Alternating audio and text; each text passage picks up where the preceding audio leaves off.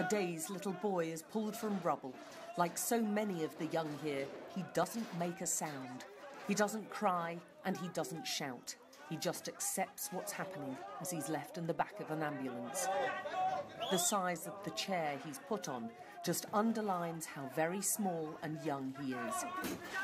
And he seems to be on his own.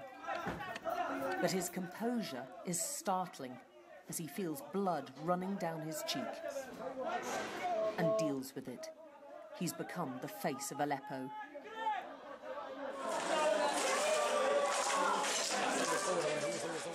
This is what happens when a siege is broken in Syria.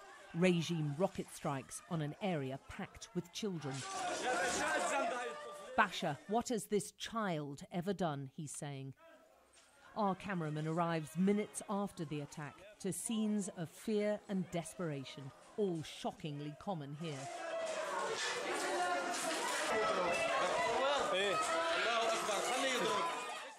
Aleppo's civilians call it Bashar's revenge, a barrage of bombings as punishment for supporting the opposition.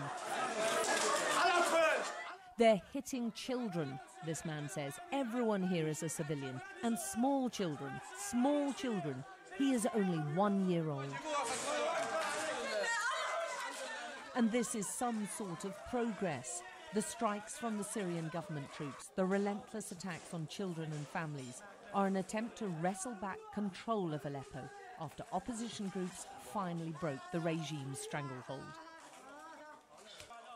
And these are rebel groups not including ISIS, different fighting units whose unity appears to have had a striking and immediate impact on the battlefield.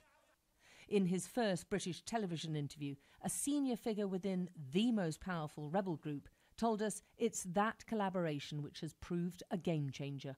We hope that this decision to form JFS will help unify the forces that will bring an end to all of this suffering and pain. And if you look at our success at breaking the siege in Aleppo, anyone can see how unity is definitely the major game changer in Syria. The Front for the Liberation of Syria, or JFS, gave us these pictures. They say it shows their fighters at the heart of the battle to break the Aleppo siege. Thousands of soldiers, the most experienced military commanders, all logistic efforts came together in order to foil the attempts of these four horsemen of the Syrian apocalypse: the Assad regime, Russia, Iran, and the militias of Hezbollah. Our role was integral in all fields, especially the planning and execution of military operations. It's a dramatic turnaround for the rebel forces, and many are putting these battlefield successes down to the JFS decision to change its name from Jabhat al-Nusra and significantly cut its links with al-Qaeda. Is this a permanent split from al-Qaeda or just a very timely one? It's certainly not something temporary. This is a necessary step forward in order to achieve the very much needed unification of ranks in Syria. And one of the core reasons that Jabhat al-Nusra initially was disbanded and we created then JFS was to remove any potential obstacles that may impede the success of a merger, like unnecessary affiliations. The rebel groups have been mostly welcomed by Aleppo's weary civilians, but the JFS success will concern some Western governments, primarily the Americans, who still see the group as terrorists and who will fear their agenda. If Western governments are expecting us to come out and say that we want a Western liberal democracy, a secular democracy, they have to understand that as a Muslim society, our core beliefs and values define all spheres of our life. They shape our identity. They set a system of governance that will remove oppression and establish a system that will see justice for everyone.